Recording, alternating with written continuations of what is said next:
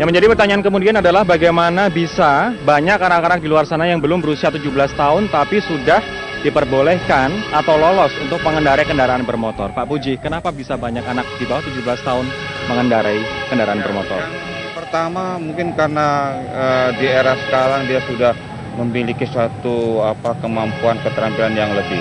Tapi kan itu tidak boleh, ya, karena kita sudah punya undang-undang lalu lintas di mana untuk usia 17 tahun baru dia bisa memiliki SIM. Tapi banyak juga kasus yang SIM banyak, ya. SIM lolos dengan jalur khusus begitu. Nah, apa upaya kepolisian untuk membereskan ini? Saya ingin katakan dulu bahwa masih ada di mana dia belum memiliki SIM, dia sudah mengendarai sepeda motor atau bahkan mobil. Nah, kita sudah banyak melakukan kegiatan-kegiatan penyuluhan, sosialisasi tentang bagaimana mengemudikan, bagaimana syarat dia melakukan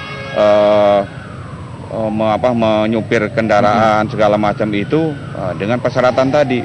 Nah, kita juga sudah kerjasama dengan Kementerian Pendidikan ya, untuk bagaimana memasukkan modul-modul tentang berkaitan dengan masalah lalu lintas. Itu sudah. Nah, selain itu memang tidak lain adalah bagaimana kita sudah melaksanakan pengawasan, kemudian kita juga melakukan tindakan yang sifatnya preventif dan represif, sudah kita juga lakukan.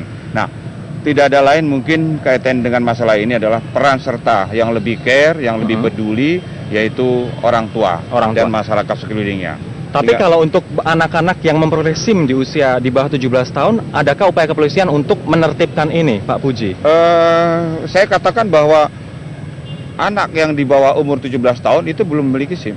Jadi persyaratan dia memiliki SIM itu harus 17 tahun. Oke. Jadi kalau memang kita lihat di jalan itu dia mengendarai sepeda motor, menggunakan mobil, ya, saya sudah bisa pastikan dia belum memiliki SIM. Belum punya SIM.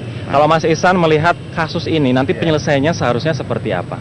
Jadi memang karena ini usia 13 tahun, KPAI sebagai lembaga pelindungan anak sesuai dengan mandatnya menyarankan kita kepentingan terbaik bagi anak. Kalau kita mendesak pemenjaraan bisa aja, tapi itu tidak menyelesaikan masalah. Yang kita butuhkan anak berubah, anak sadar bahwa perbuatan dia tidak benar, ke depan dia berubah. Yang kedua, orang tua pelaku harus bertanggung jawab penuh terhadap korban. Baik di putusan pengadilan atau tidak, tapi harus proaktif kemudian menyambangi korban, memberikan rasa empatinya, mendukung sepenuhnya. Ini akan membuat proses hukum akan semakin baik untuk anaknya. Berarti intinya adalah diversi tadi, pengesampingan perkara ini tadi. Itu harapan kita, ya, Mas, nanti penyidik yang menentukan. Dalam prosesnya nanti dilihat, karena penyidik punya kewenangan penuh, kita serahkan, tapi KPI memberikan pertimbangan sesuai dengan kewenangan kami. Gitu. Kita akan mengangkat telepon terlebih dahulu, Bapak-Bapak. Sudah ada salah satu pemirsa yang menelpon kita, sudah ada Pak Alex dari Jakarta. Jakarta, betul ya Pak Alex ya? Halo. Dari Medan, Sumatera Utara. Pak Alex, silahkan. Halo. Silakan Pak Alex. Halo. Ya, Pak Alex, silahkan. Ini saya ada 4 poin yang ingin saya sampaikan. Ini saya adalah apa yang telah dilakukan oleh IQG di Waktu sini. kita terbatas, mohon maaf Pak Alex, singkat saja. Dipertanggungjawabkan oleh yang bersangkutan. Halo, Pak Alex. Kemudian yang kedua adalah ada sifat, namanya terputus. Pak Alex dari Medan, kita masih. Ada sifat hedonis dan keangkuhan yang dipertunjukkan oleh sebagian masyarakat kita dengan memberikan dan menunjukkan kekayaan kepada masyarakat sekitarnya atau kepada tetangga-tetangganya atau kepada penduduk yang lain, bahwasanya dia mempunyai harta yang lebih gitu. Hal ini sangat berbahaya untuk kedepannya sebagai bangsa yang besar kedepannya, sehingga kita perlu bercermin bahwasanya kalau ingin memanjakan anak ataupun ingin membahagiakan anak, tidak perlu dengan pamer ataupun sifat-sifat yang menunjukkan keangkuhan bahwasanya kita itu lebih daripada yang lain. Yang ketiga adalah ini akibat dari perceraian daripada orang tua. Jadi Pak Alex, terima kasih. Baik, terima kasih. Kita sudah menangkap poin Anda. Waktu kita singkat sekali, Mas. Setuju tidak? Jangan menerapkan hedonisme dan juga memanjakan anak berlebihan dengan materi, khususnya kendaraan bermotor. Ya, jadi sebetulnya dalam Undang-Undang Perlindungan Anak sudah ada pasal yang menentukan bahwa mendidik anak itu dengan akhlak mulia, kemudian menghormati, santun kepada guru, orang tua, itu sudah ada aturannya, kewajiban anak. Nah, kewajiban ini diimplementasikan oleh orang tua dalam bagaimana mengasuh anak sehari-hari. Nah, kalau ada anak yang kemudian tampil dengan gaya yang tidak benar, orang tua wajib untuk memberikan bimbingan arahan.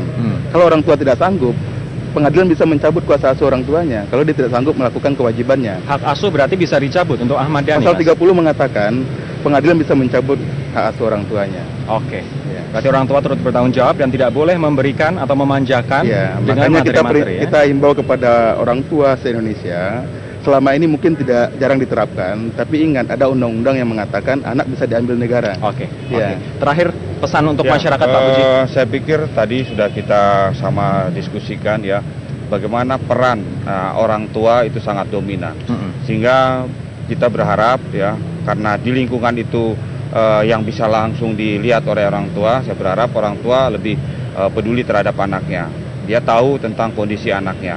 Kalau memang melihat itu dia sedang akan mengendarai, ya segera saja. Itu Larang. tidak ada kata lain, larang dan tidak boleh. Oke. Itu. Dan Oke. kemudian kita menghimbau ya masing-masing semua kita Singkat menjadi saja, pelopor. Bapak. Kita semua menjadi pelopor, berangkat dari diri kita masing-masing. Mari kita menjadi pelopor keselamatan berlalu lintas.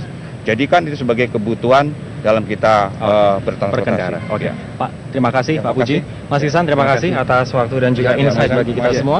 Dan pemirsa, demikianlah suara Anda paruh pertama bersama dengan kami bertiga, dan kita akan kembali ke studio untuk menyaksikan suara Anda paruh kedua bersama dengan rekan saya Zelda Safitri. Zelda.